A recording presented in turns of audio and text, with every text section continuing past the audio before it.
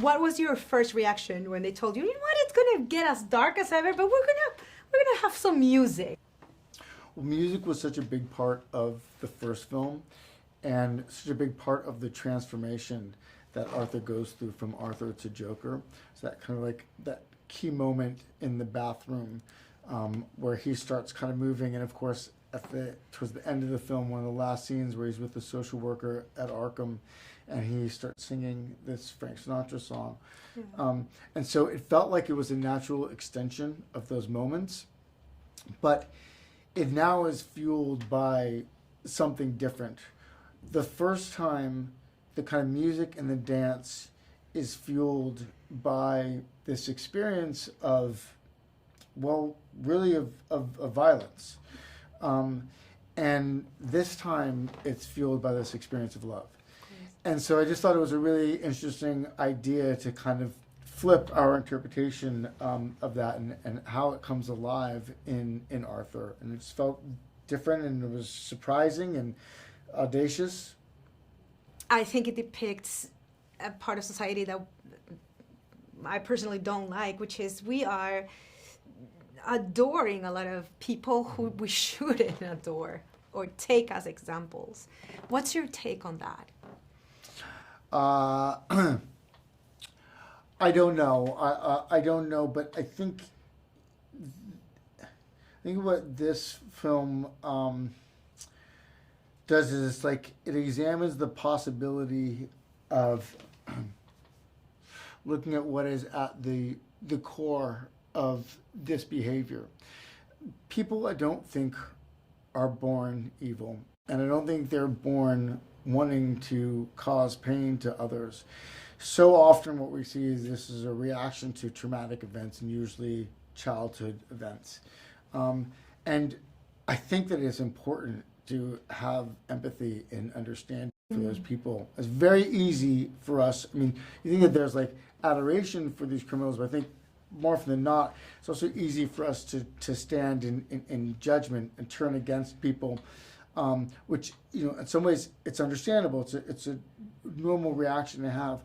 But I think it's important to always remember that this was like a child, and there were events that happened to this child that are part of causing who they are today.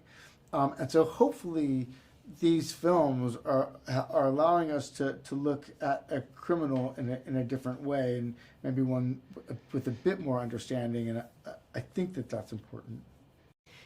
The fact of having to lose so much weight for the first and the second one, but this time there's a lot of physicality. There's a lot more dancing and singing and dancing at the same time. How did you cope with that? With a lot of help. Worked with Michael Arnold, who's the choreographer, and he worked on the first film as well.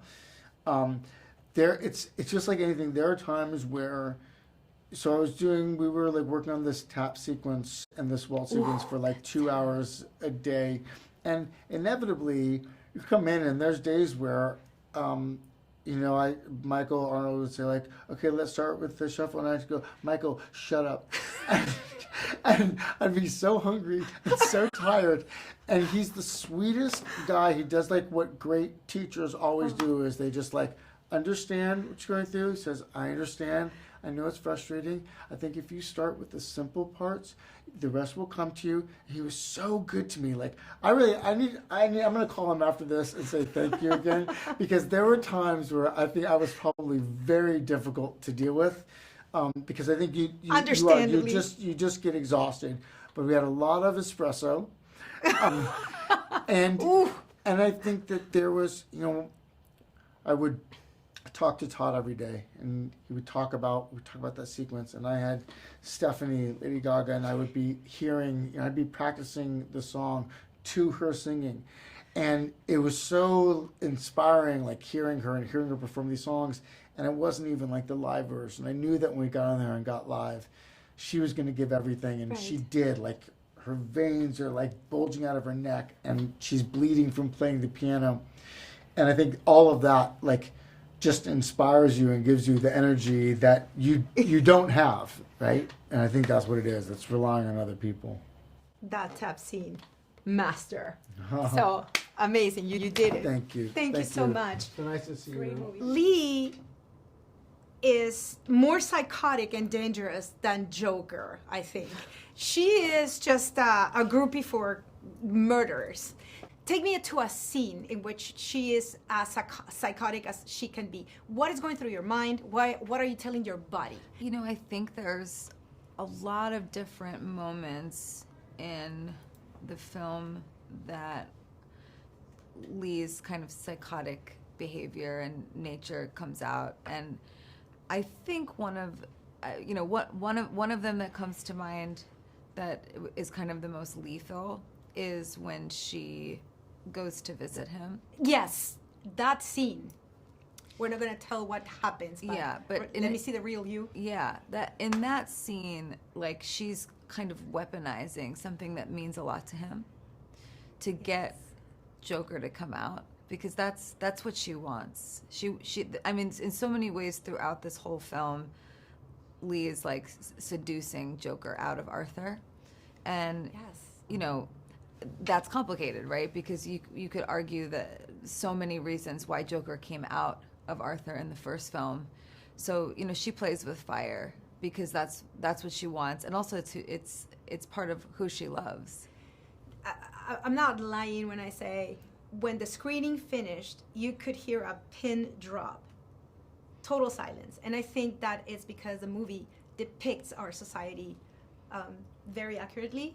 We are adoring a lot of criminals nowadays. What's your take on that? You know, I think something that happens in this film is that, you know, Lee to me, you know, I brought my female perspective to all of this. Yes.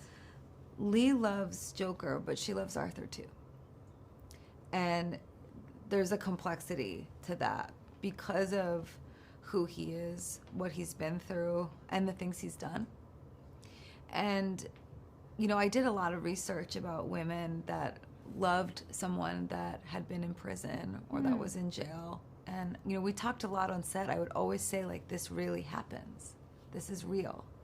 And I always try to connect to that because even in the world of Gotham, so much of the first film was about grounding the story in reality. So I wanted to ground it in reality for her and for them, that she really loved him. She really cared about him.